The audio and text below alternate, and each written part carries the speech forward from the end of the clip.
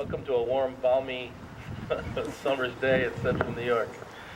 When they asked me to offer a few remarks, I couldn't help but reflect upon what I thought would be the most appropriate, which was an experience that I had with my dad, who has been departed now some, 32 years.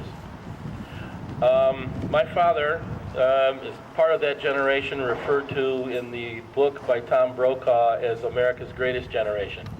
And so as a young man, he went off to war and was island hopping through the Philippines. He never spoke about what that experience was like for him. But just a few years ago, I was watching a war movie on television about Guadalcanal. Many of you know about what an intense battle that was.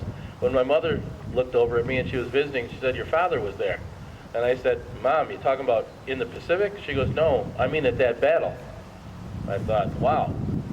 It kind of changed began to change my perspective about Dad.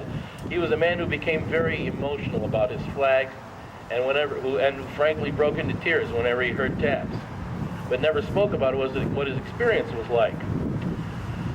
The year that he died, we went to the memorial parade, and I took Dad in a wheelchair, and he'd had several heart attacks, and he was pretty weak. And I'll never forget, it was an experience that I will carry to my grave.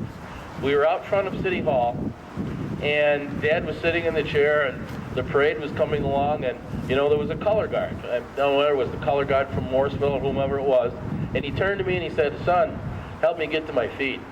And I said, "Dad, you don't really need to do that." And he said, "Oh yes, I do. Help me get to my feet."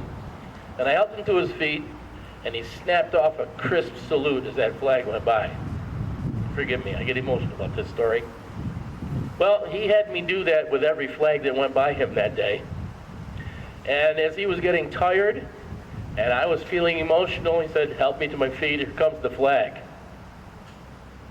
I learned something on that afternoon, that morning, that evening, that the love that man and respect that he carried for the American flag based upon his experiences and his love for this country was something to be revered, respected, and that was probably the last great lesson that my dad left with me. And I don't think he knew that he was leaving an indelible impression on me, or a lasting memory about what it meant to him as an American, what this country and that flag meant.